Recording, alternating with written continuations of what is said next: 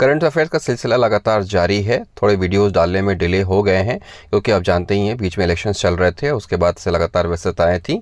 लेकिन current affair का सिलसिला लगातार चलता रहेगा और ये एक्सक्लूसिव छत्तीसगढ़ के करंट अफेयर्स हैं जो आने वाले एग्जाम में आपके लिए काफ़ी हेल्पफुल रहेंगे। मार्च का वीडियो मैंने अभी डाला था, ये अप्रैल के करंट अफेयर है, इसे पूरा देखिए, जरूरत पड़ने पर नोट डाउन करिए।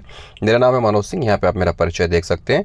जिन्होंने भी टेलीग्राम चैनल ज्वाइन नहीं किया है, टेलीग्राम चैनल जरूर ज्वाइन कर लीजिए ताकि लेटेस्ट अपडेट्स आपको मिलते रहें। चैनल भी सब्सक्राइब कर लीजिएगा, नोटिफिकेशन लगातार आपको मिलता रहेगा। तो चलिए शुरू करते हैं क्वेश्चंस का सिलसिला। और पहला क्वेश्चन देखिए अप्रैल के करंट अफेयर का और इसका जवाब देने की कोशिश करिए। गोल्डमैन एनवायरमेंटल अवार्ड 2024 से भारत के किस पर्यावरणविद को सम्मानित किया गया है? एक अवार्ड है गोल्डमैन एनवायरमेंटल अवार्ड, इसे भारत के किस पर्यावरणविद को सम्मानित किया गया है? यहाँ पे ध्यान दीजिएगा, क्वेश्चन पूछ रहा है भारत के किस पर्यावरणविद को, लेकिन मिला है ये एक छत्तीसगढ़ के पर्यावरणविद को। इस लिहाज से ये काफ़ी बड़ा क्वेश्चन है जो एग्जाम में आने की संभावना रखता है। आपके ऑप्शन है रमेश अग्रवाल, आलोक शुक्ला, मेधा पाटकर या इनमें से कोई नहीं।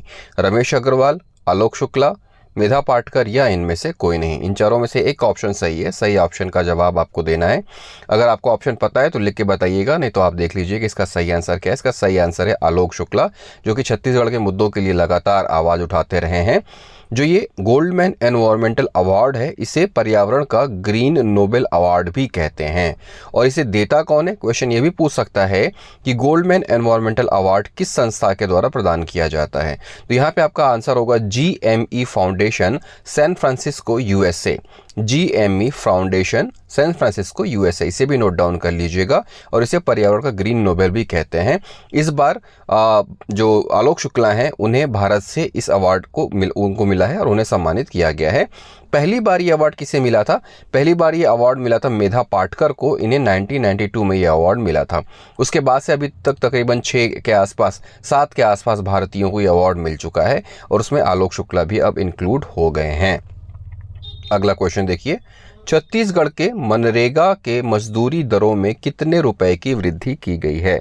छत्तीसगढ़ में मनरेगा का जो मजदूरी दर है उसमें वृद्धि की गई है, कितने रुपए की वृद्धि की गई है ये आपको बताना है। क्वेश्चन एग्जाम में 1-2 बार पूछ चुका है, इसलिए इस लिहाज के क्वेश्चन जो है इंपॉर्टेंट रहते हैं और मेंस में भी इसके क्वेश्चंस आते हैं, तो उस लिहाज से भी आपके लिए ये इंपॉर्टेंट क्वेश्चन बन सकता है।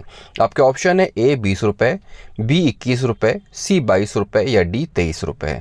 20, 21, 22 या 23 रुपये कितने की वृद्धि की गई है मनरेगा की मजदूरी दर में छत्तीसगढ़ में, ये आपको बताना है। सही आंसर कमेंट बॉक्स में लिख के बताइए, नहीं तो चलते हैं सीधे आंसर की तरफ और देखते हैं कि क्या कुछ इसका सही जवाब है।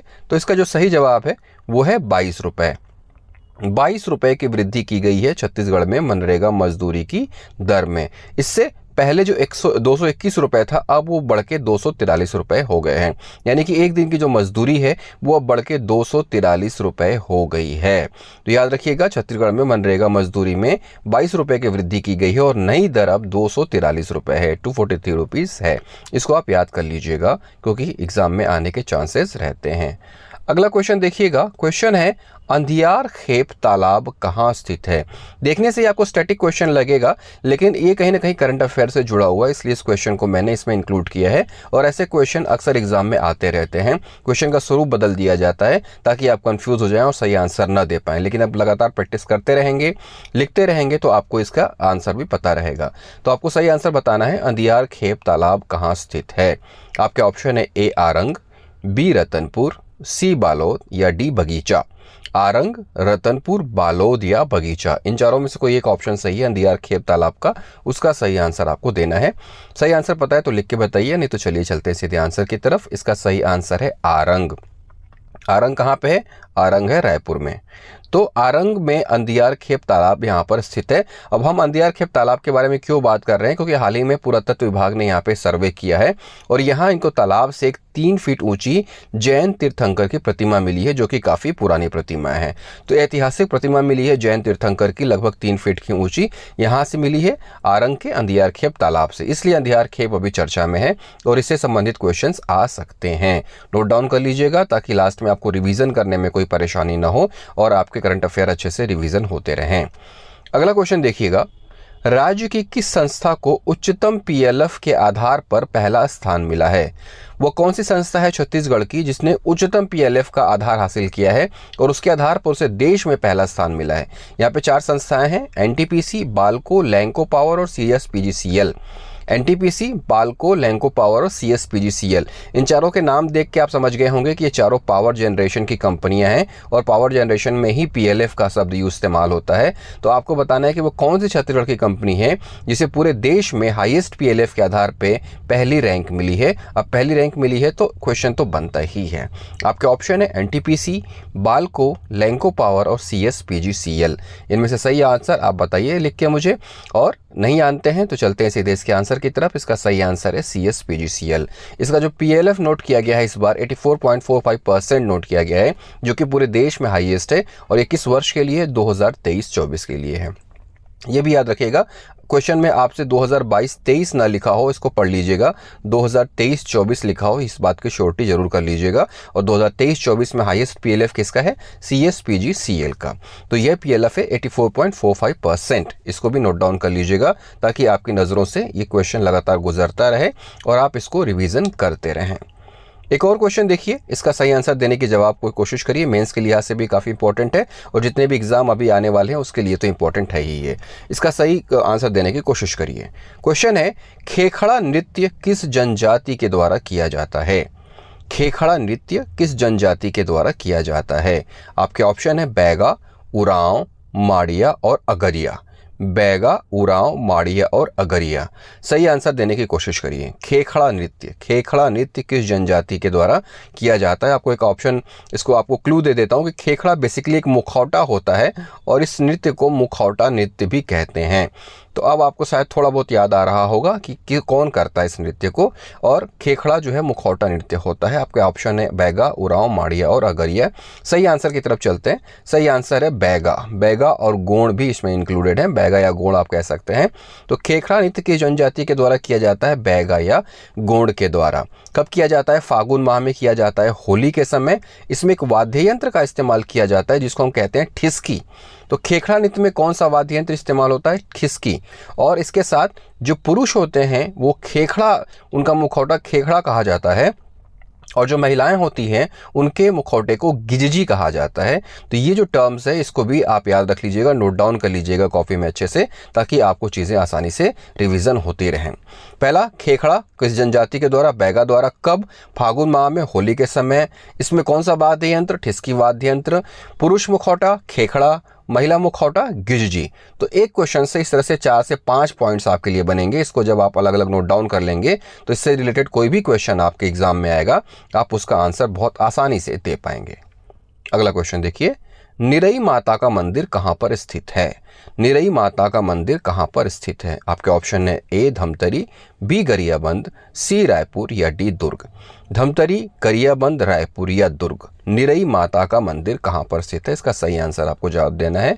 इस तरह के क्वेश्चंस लगातार एग्जाम में आते रहते हैं जिसका क्वेश्चन का जवाब देना बहुत जरूरी रहता है, क्योंकि ऐसे क्वेश्चन मैक्सिमम लोग सॉल्व करते हैं। तो ये है गरियाबंद में। निरई माता का मंदिर कहाँ पे है? गरियाबंद में।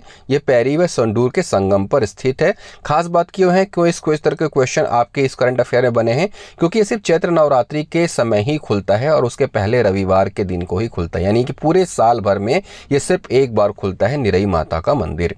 इस लिहाज से क्वेश्चन काफी इंपॉर्टेंट है। कहाँ पर स्थित है? गरियाबंद में। कौन से नदियों के संगम पर है? पैरी और सोंडूर के नदियों के संगम पर है। तो इसको आप याद रखिएगा। अगला क्वेश्चन देखिए, छत्तीसगढ़ के क्रिकेटर शशांक सिंह आईपीएल में किस टीम के लिए खेलते हैं? छत्तीसगढ़ के क्रिकेटर शशांक सिंह आईपीएल में किस टीम के लिए खेलते हैं? हाल ही में आईपीएल खत्म हुआ है, आपने देखा है। उसके विजेता कौन है ये आपको पता होना चाहिए, एग्जाम में आता है। लेकिन उसमें एक खिलाड़ी ने काफी धूम मचाई थी छत्तीसगढ़ के, जिसे हम शशांक सिंह के नाम से जानते हैं। आपको बताना है कि आईपीएल के किस टीम के लिए वो खेले थे। आपका पहला ऑप्शन है दिल्ली कैपिटल्स, दूसरा है सनराइजर्स हैदराबाद, तीसरा है लखनऊ सुपर जायंट्स या चौथा है पंजाब किंग्स।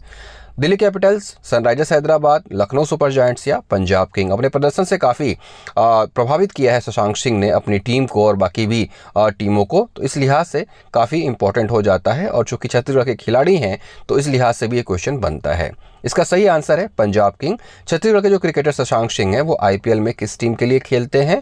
फिलहाल पंजाब किंग्स के लिए खेलते हैं। अगर अगले सेशन में पंजाब किंग उन्हें रिटेन कर ले तो भी वो कंटिन्यू उसी की तरफ रहेंगे, और अगर छोड़ दे तो दूसरे टीम के लिए खेलते हुए नजर आएंगे। लेकिन जिस तरह का परफॉर्मेंस उनका था, ऐसा नहीं लगता कि पंजाब की टीम उन्हें फिलहाल छोड़ने वाली है। अगला क्वेश्चन देखते हैं, काफ़ी इंपॉर्टेंट है क्योंकि अभी फिलहाल चुनाव हुए थे और चुनाव में चुनाव आयुक्त की जिम्मेदारी काफ़ी बड़ी होती है। तो इस लिहाज से एक क्वेश्चन बनता है कि देश की पहली महिला चुनाव आयुक्त कौन थी? चुनाव आयुक्त जो कि महिला थी, तो पहली महिला चुनाव आयुक्त कौन थी ये आपको बताना है। आपके 4 ऑप्शन यहाँ पे, किरण बेदी, इंद्राणी सिंह, वीएस रमा देवी या इनमें से कोई नहीं। किरण बेदी, इंद्राणी सिंह, वीएस रमा देवी या इनमें से कोई नहीं। इनमें से कोई नहीं, 4 ऑप्शंस में से एक ऑप्शन तो इनमें से कोई नहीं है, यानी कि 3 ऑप्शन है। तो इन 3 ऑप्शंस में या तो कोई हो सकता है या हो सकता है कि इसमें से कोई भी न हो। तो आपको बताना है सही जवाब, देश की पहली महिला चुनाव आयुक्त कौन थी? किरण बेदी, इंद्राणी सिंह, वीएस रमा देवी या इनमें से कोई नहीं। सही आंसर है वीएस रमा देवी।